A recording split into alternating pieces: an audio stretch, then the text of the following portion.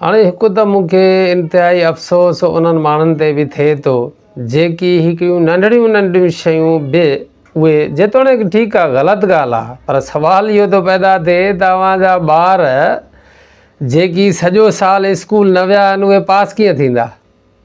इहो नथा सोचो त उहो ॿिनि सवनि में अगरि हिकिड़ो तव्हांजो ॿारु पास थो थी वञे त ॿियो छा खपेव।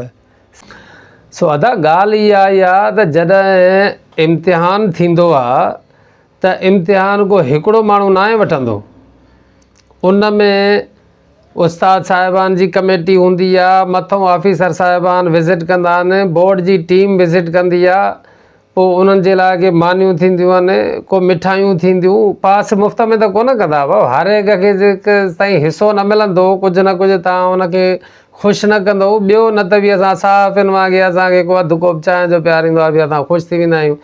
त अहिड़े तरीक़े सां उहो ओतिरो त उन्हनि खे मिलंदो, को घटि में घटि मानी टिकी त उन्हनि खे खपे। जेके वेठा हूंदा इम्तिहान हाल में सुबुह खां वठी 2 बजे ताईं या 12 बजे ताईं वरी पेपर चेक कंदा, रिज़ल्ट ठाहींदा, उहे ईअं बसि पंहिंजे ख़र्च ते चांहियूं पंहिंजे ख़र्च ते पीअनि ऐं उनखां अलावा मानियूं पंहिंजे ख़र्च ते खाइनि, अचनि वञनि पंहिंजे ख़र्च ते। हालांकि शर्त इहो हूंदो आहे हाज़ुरी बि माना परसेंटेज रखियलु हूंदी आहे। मुंहिंजे ख़्याल में 70 या 75% हाज़ुरी माना ॾेखारणी पवंदी त उहो ॿारु वैलिड हूंदो आहे, आल हूंदो आहे इम्तिहान हाल में वेहण जो।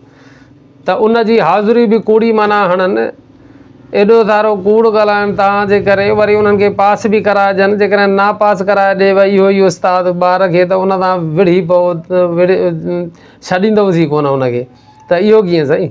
पोइ त 1000 छा 5-5 हज़ार बि ॾींदो साईं, 5000 बि त मिड़ई असांजे छोकिरे खे हे साल त अॻिते धिकाए छॾियो। अस्सलाम वालेकुम दोस्तो, कहिड़ा हाल आहिनि।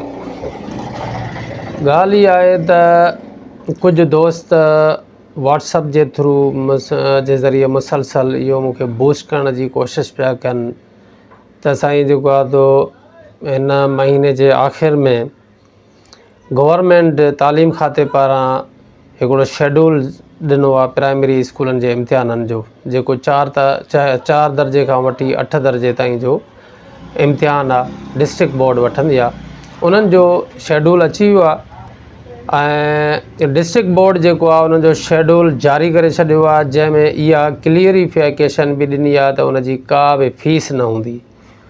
पर हितां जा असांजा जेके उस्ताद साहिबान आहिनि, मिडिल स्कूलनि जा हेड मास्टर साहिबान आहिनि, प्राइमरी स्कूलनि जा जेके हेड मास्टर साहिबान आहिनि, उहे स्टूडेंट्स खां 200, 300, 400 माना इम्तिहानी फ़ीस जेका आहे कलेक्ट कनि था। माना 200 खां वठी 100 खां वठी 400 ताईं चऊं या मतिलबु मुख़्तलिफ़, छोकी जॾहिं मथां जी फिक्स ई कोन्हे त हेठां HM जेको आहे पंहिंजे तौर ते जेका बि उहा पंहिंजी उन इलाइक़े जे मुनासिबत सां पंहिंजे जेको आहे तो ख़र्च पखे जे मुनासिबत सां उहो जेको आहे उहो फिक्स कई आहे ऐं कंदो ऐं शायदि कई आहे, माना रिकवरी बि शुरू थी वई आहे।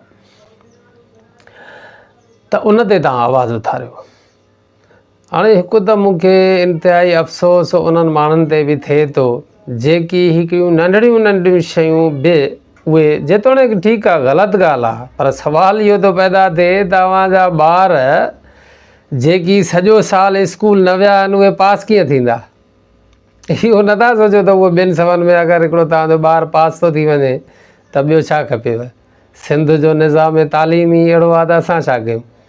पोइ बि तव्हांखे अहिड़ी रिलीफ थो मिले जेको पूरे पाकिस्तान जा पूरी दुनिया में किथे तव्हांखे रिलीफ न मिलंदो, जो 2 सवनि में तव्हांजो ॿारु पास।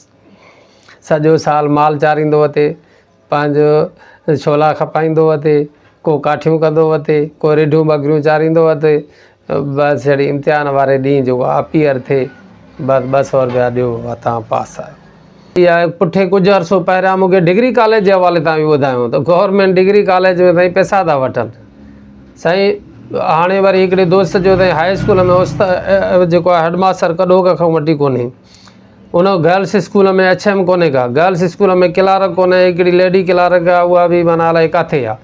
सो ॻाल्हि इहा आहे त तालीम खाते जो सॼो बेड़ो ई ॿुॾल आहे। स्कूल जेको आहे वाड़ा बणिया पिया आहिनि ऐं ॿार जेको आहे उहे स्कूल में अचनि कोन था। सो अदा ॻाल्हि इहा आहे त हे पूरो सिस्टम बिगड़ियो पियो आहे। हाणे इहो पूरो सिस्टम जेको आहे इहो अपडेट थियण जे लाइ, उनखे ट्रैक ते आणण जे लाइ इहो असां तव्हांजी कोशिशि त थी सघे थी, पर आहे ॾाढो ॾुखियो। इहो जेसिताईं को ॾंडो न फिरंदो तेसिताईं माना सिधाई न थींदी। न रियासत अवाम सां अॻा सची आहे, न अवाम ई वरी माना रियासती इदारनि तां सचो आहे। छो त जॾहिं रियासती इदारा पंहिंजो हक़ नथा ॾियनि त अवाम चए थो जॾहिं असांखे सर्विस ई नथी मिले त असां चार्ज छो ॾियूं। रियासत जो कमु आहे अवाम खे सर्विस ॾियणु, ऐं अवाम जो कमु आहे रियासत खे टैक्स ॾियणु। उन जे बदिले, सर्विस जे बदिले टैक्स चार्ज जी सूरत में टैक्स ॾींदा आहियूं असां। त जॾहिं माना रियासत अवाम जो जी पर घुर नथी करे, उनजो ख़्यालु नथी करे, उन्हनि जे ॿारनि खे तालीम जे हवाले तां उनखे बुनियादी सहूलियतूं नथी ॾिए, त नतीजतन माना अवाम बि ईअं ई थो करे, रियासत सां माना उहा सिंसियरिटी ऐं सचाई नथो ज़ाहिर करे।